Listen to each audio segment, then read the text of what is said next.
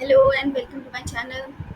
तो चलिए शुरू करते हैं आज का वीडियो है डिस्कवरी ऑफ प्रोटॉन्स पर। तो अभी तक हमने जो एक्सपेरिमेंट किए लास्ट हमने देखा कि इलेक्ट्रॉन जो है नेगेटिवली चार्ज पार्टिकल्स है। ठीक है, तो आपने देखा इलेक्ट्रॉन जो है नेगेटिवली चार्ज पार्टिकल्स है। अब एक एटम है, अगर एक एटम आपका इलेक्ट्रिकली न्यूट्रल पार्टिकल है, ठीक है, तो इस यानी कि अगर उसमें से एक पार्टिकल हमें पता चल गया कि इलेक्ट्रॉन जो है नेगेटिवली चार्ज पार्टिकल है, ऑब्वियसली उसमें एक पॉजिटिवली चार्ज पार्टिकल भी होगा। ठीक है, तो वो पॉजिटिवली चार्ज पार्टिकल्स को फाइंड आउट कैसे किया, तो अब हम ये देखेंगे। तो जो गोल्डस्टीन साइंटिस्ट थे, उन्होंने क्या किया, in addition to cathode rays new उन्होंने देखा कि जैसे कि कैथोड रे एक्सपेरिमेंट हो रहा था वहाँ डिस्चार्ज ट्यूब एक्सपेरिमेंट में, जो आपको याद होगा। तो उसमें क्या किया था, एक कैथोड से एनोड की तरफ एक रेस जा रही थी। अब उन्होंने देखा कि जिस टाइम पर कैथोड से एनोड की तरफ कोई रेस जा रही थी, उन्होंने थोड़ी सी एक्सपेरिमेंटल चेंजेस किए और देखा कि एनोड से कैथोड की तरफ भी कोई रेस जा रही है। ठीक है, तो वो जो रेस थी वो उसके बाद उन्होंने फर्दर एक्सपेरिमेंट किया और उन्होंने देखा कि ये जो पार्टिकल्स है ये नेगेटिवली प्लेट की तरफ अट्रैक्ट हो रही है इलेक्ट्रिक फील्ड में। ठीक है, तो यानी कि ये खुद अगर कोई भी चीज़ इलेक्ट्रिकली नेगेटिव प्लेट की तरफ अट्रैक्ट हो रही है, तो ऑब्वियसली वो खुद क्या है, पॉजिटिव चार्ज पार्टिकल है। और दूसरा उन्होंने नोटिस किया, क्योंकि ये एनोड से कैथोड की तरफ जा रही थी ये रेस, तो उन्होंने इसका नाम दिया एनोड रेस या कैनल रेस ये। ठीक है, तो अब हम देख लेते हैं कि बेसिकली यहाँ पर हुआ क्या था। तो ये हमारा एक्सपेरिमेंट है और इसके साथ मैंने ये कैथोड रे एक्सपेरिमेंट भी दिखा दिया, थोड़ा सा रफली बना दिया है। तो अब हम देखते हैं, देखिए यहाँ पर क्या डिफरेंस है, यहाँ पर ये डिफरेंस है, बाकी सब सेम है। सिर्फ यहाँ पर परफोरेटेड कैथोड का डिफरेंस है ये, और यहाँ पर परफोरेटेड एनोड है। ठीक है, यही डिफरेंस था और क्या था। और ये जो सरफेस है, इस सरफेस पर जिंक सल्फाइड लगाया गया था, और यहाँ पर क्या है, इस सरफेस पर जिंक सल्फाइड लगाया गया। ठीक है, तो जिंक सल्फाइड लगाने का क्या फ़ायदा है, ये फ्लोरेसेंस है, फ्लोरेसेंट क्रिएट करता है। अगर इसमें कोई भी गैस फॉल करती है, पार्टिकल फॉल करता है, तो ये ग्लो करती है। तो वहाँ पर क्या था, यहाँ ये आपका ग्रीन कलर ग्लो दे रहा था। यहाँ पर हमें पता है, यहाँ पर ये ग्रीन कलर ग्लो दे रहा था। अगर आपको याद है तो ये ग्रीन कलर ग्लो दे रहा था, और यहाँ पर इस केस में ये क्या कर रहा है, ये रेड कलर ग्लो कर रहा है। ठीक है, तो यहाँ पर क्या हो रहा था, जिस टाइम पर ये एक्सपेरिमेंट हो रहा था, यहाँ पर कैथोड से एनोड की तरफ गैसेस जा रही थी या पार्टिकल्स जा रहे थे, और उन्होंने फिर जब एक्सपेरिमेंट को थोड़ा सा चेंज किया, यहाँ पर इसको परफोरेट किया और यहाँ पर जिंक सल्फाइड लगाया, तो देखा यहाँ से भी कुछ पार्टिकल्स इधर की तरफ जा रहे हैं। अब क्या होता है कि हाइड्रोजन बेसिकली हुआ क्या, सपोज करो यहाँ से हाइड्रोजन गैस, यहाँ गैस जो है, यहाँ पर हमने हाइड्रोजन गैस लिया। ठीक है, तो हाइड्रोजन गैस लिया, तो अगर हाइड्रोजन में से इलेक्ट्रॉन्स निकल जाएंगे तो ये खुद तो पॉजिटिव हो गया, इलेक्ट्रॉन निकल गया ना, तो इलेक्ट्रॉन निकल गया तो ये खुद पॉजिटिवली चार्ज पार्टिकल रह जाए। अब पॉजिटिवली चार्ज पार्टिकल कहाँ जा रहा था, एनोड से कैथोड की तरफ जा रहा था, क्योंकि ये नेगेटिवली चार्ज पार्टिकल है। ठीक है, तो यहाँ से हमें पता चला, यहाँ से इन्होंने इसको पॉजिटिव रेस का नाम दिया, और क्योंकि ये एनोड से कैथोड की तरफ जा रहा है, यानी ये ओरिजिनेट हो रहा है एनोड से और कैथोड पे जा रहा है, इसीलिए इसका नाम रखा गया एनोड रेस रखा गया। ठीक है, एनोड रेस रखा गया, और ये पता चला कि ये जो है पार्टिकल्स जो है पॉजिटिवली चार्ज पार्टिकल्स है, क्योंकि ये इलेक्ट्रिक फील्ड में नेगेटिव प्लेट की तरफ अट्रैक्ट हो रहे थे। ठीक है, उसके बाद उन्होंने क्या, ये तो आपका एक्सपेरिमेंट हो गया जिससे हमारा एनोड रेस पता चल गया। तो इसके बाद कुछ एक्सपेरिमेंट करने के बाद उन्होंने फाइंड आउट किया, इन्होंने फाइंड आउट किया ई बाय एम रेशो। तो अब ई बाय एम रेशो जो था, हमने इलेक्ट्रॉन्स के केस में क्या किया था, फॉर इलेक्ट्रॉन्स के केस में क्या था, for any gas this is same, e by m ratio जो है वो सेम फॉर एनी गैस, किसी भी गैस के लिए वो सेम था। लेकिन प्रोटॉन्स के केस में क्या हो रहा है, ये पॉजिटिव पार्टिकल्स के केस में क्या हो रहा है, जिसको इन्होंने बाद में प्रोटॉन्स नाम दिया, इस केस में क्या हो रहा है, गैस गैस के पर डिपेंड करे, गैस कौन सी टाइप का गैस है उस पर आपका e by m ratio change हो रहा है। गैस 1 है तो e by m ratio suppose x है, गैस 2 है तो सपोज ये वाई हो गया। तो डिफरेंट डिफरेंट गैसेस के लिए different different values of e by m ratios आ रहा था। ठीक है, तो ये ऑब्वियसली ये तो किस लिए आ रहा था, ये तो हमें पता ही है, क्योंकि जो आपका जो पार्टिकल्स है इसमें से अगर पॉजिटिवली अगर जो इलेक्ट्रॉन्स है वो आपके न्यूट्रल एटम से निकल रहे हैं, तो जो मास of the positively charge particle है वो किस पर डिपेंड करेगा, वो नेचर ऑफ द गैस पर ही डिपेंड करेगा। तो इसीलिए आपका ई बाई एम रेशो भी कंटिन्यूसली चेंज हो रहा था। तो ई बाई एम रेशो जो मैक्सिमम फाइंड आउट हुआ in case of hydrogen, hydrogen के केस में जो फाइंड आउट हुआ वो है आपका e by m ratio is equal to 9.58 into 10⁻7 coulombs पर केजी।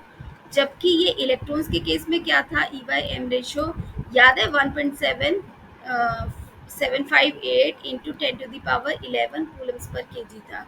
ठीक है, ये हमारी वैल्यू थी। और दिस इज ये इनका डिफरेंस आया। और एक चीज़ उन्होंने नोटिस की कि जो चार्ज है यहाँ पर, चार्ज जो था वो सेम ही आया 1.6 इंटू 10⁻−19 कूलम्स। लेकिन इस केस में जो है चार्ज जो है आपका पॉजिटिव था, सिर्फ इसका साइन चेंज हो रहा था। उसके बाद उन्होंने एक और चीज़ नोटिस की कि ई बाई एम रेशो, अब उन्होंने हाइड्रोजन के लिए देखा कि हाइड्रोजन के लिए ई बाई एम रेशो जो है वो मैक्सिमम है, मैक्सिमम है। तो अब आप देखिए ई बाई एम रेशो ये मैक्सिमम कब हो सकता है, जब m की वैल्यू सबसे स्मॉलेस्ट होगी, तब वो e by m ratio maximum होगा। तो वो जो मैक्सिमम रेशियो ये आपकी आई हाइड्रोजन के लिए। तो हाइड्रोजन के लिए आया, इसका मतलब उन्होंने मास ऑफ हाइड्रोजन जो है वो आपका लाइटेस्ट है, ये पता चल गया। तो मास ऑफ द हाइड्रोजन जो है वो आपका सबसे इसकी सबसे लोएस्ट वैल्यू होगी। ठीक है, और यहाँ से उन्होंने चार्ज और ई बाई एम रेशियो से उन्होंने फाइंड आउट किया मास ऑफ हाइड्रोजन, और it is coming equal to, ये आया आपका 9.58 इंटू 10⁻7 डिवाइडेड बाय 1, सॉरी उल्टा मैंने ले लिया। तो ये आएगा e by m divided by, again मैं उल्टा ले रही हूँ, ये आ जाएगा आपका e divided by e by m ratio. E है आपका 1.6 इंटू 10⁻19 कूलम, और ये है आपका 9.58 इंटू 10⁻7, और यहाँ से ये पता चला 1.67 इंटू 10⁻27 kg आया। तो ये आ गया आपका मास ऑफ प्रोटोन आ गया। ठीक है, ओके, ये आ गया आपका मास ऑफ हाइड्रोजन आ गया, और इसी के लिए उन्होंने कंसिडर किया मास ऑफ प्रोटोन। ठीक है, और जो ये जो मास इन्होंने बाद में नोटिस किया, ये this mass is about 1837 times mass of electrons. ये जो मास है, it is, this mass is 1837 times mass of electrons. ठीक है, मास ऑफ हाइड्रोजन जो है, तो मास ऑफ प्रोटॉन्स मतलब कि दिस मच हेवियर है as compared to mass of electrons. ठीक है, और इस तरह से पॉजिटिवली चार्ज पार्टिकल या प्रोटॉन्स की डिस्कवरी हुई। ओके, तो कुछ कैरेक्टरिस्टिक्स देख लेते हैं पॉजिटिवली चार्ज पार्टिकल्स के। एक तो ये है, unlike cathode rays positively charge particle depend upon the nature of the gas. ये गैस के नेचर पर डिपेंड करता है। ठीक है, और they are simply positively charge gaseous ions. Second है the charge to mass ratio, जो है ये डिपेंड कर रहा है गैस पर, डिपेंड कर रहा है जहाँ से ये ओरिजिनेट हो रहा है। थर्ड, ये डिपेंड कर रहा है the positively charge particles carry multiple of fundamental unit of electrical charge.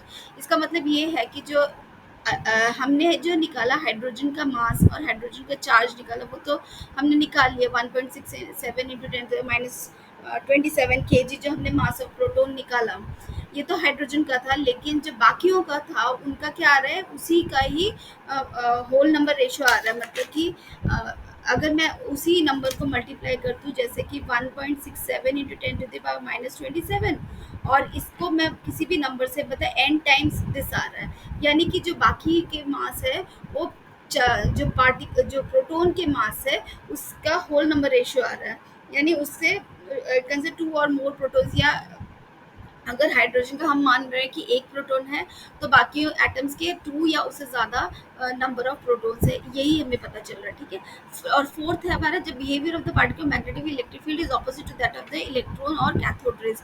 जैसे हमने बिल्कुल सेम वैसे ही एक्सपेरिमेंट उन्होंने किया, उन्होंने इलेक्ट्रिक फील्ड और मैग्नेटिक फील्ड की प्रेजेंस में इन्होंने टेस्ट किए और देखा कि जो मैग्नेटिक एनोड रेज हैं, जैसा कैथोड रे बिहेव करे वो बिल्कुल उसके ऑपोजिट बिहेव करे। जैसे कि एनोड रेज नेगेटिव प्लेट की तरफ अट्रैक्ट हो रहा था, क्योंकि वो इटसेल्फ पॉजिटिवली चार्ज है। तो लाइक दिस उन्होंने जितने भी एक्सपेरिमेंट किए वो exactly opposite to showing the opposite of that of cathode rays, बिल्कुल रिवर्स बिहेव कर रहा था। ठीक है, और क्या किया, जो charge of the mass of the electrons for these rays है वो स्मॉलर है that of electron. E by m का जो चार्ज है, ये हमने देखा है, ई बाय एम का जो चार्ज है, जो ई बाय एम रेशो था हमारा इस केस में, ई बाय एम रेशो इस केस में हमारा क्या था, ये है 9.5 इंटू 10⁻7 के जी पर कूलम्स। जबकि इलेक्ट्रॉन्स का क्या है, ई बाय एम रेशो, ये है 1.758 इंटू 10⁻11। तो यहाँ का फैक्टर देखिए, ये 11 है, ये 7 है, तो ई बाई एम जो है आपका स्मॉलर है फॉर दिस प्रोटॉन्स के केस में स्मॉल है, जबकि इलेक्ट्रॉन्स के केस में इट इज़ हायर। ठीक है, तो इस तरह से इन्होंने इसकी कैरेक्टरिस्टिक प्रॉपर्टी फाइंड आउट की। तो ये था आपका पॉजिटिवली चार्ज पार्टिकल्स। उसके बाद उन्होंने जो है आपका उन्होंने इन जो एटम्स इलेक्ट्रॉन्स एंड प्रोटॉन्स को जो था, उन्होंने सोचा कि इसको अरेंज करेंगे एक पार्टिकल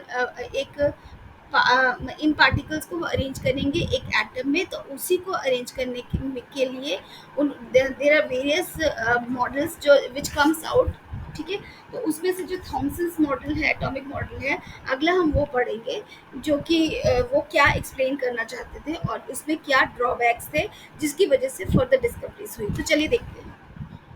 ओके, तो जे थॉमसन जो थे, उन्होंने उनका जो मॉडल था थॉमसन्स एटॉमिक मॉडल, वो जो था वो सबसे सिंपलेस्ट मॉडल था जो इसको एक्सप्लेन कर रहा था। सबसे पहले यही एक्सप्लेन किया गया था, और इसमें जो क्या किया गया था हम इसको एक्सप्लेन करते हैं। तो इन 1898 ही propose that an atom possesses a spherical shape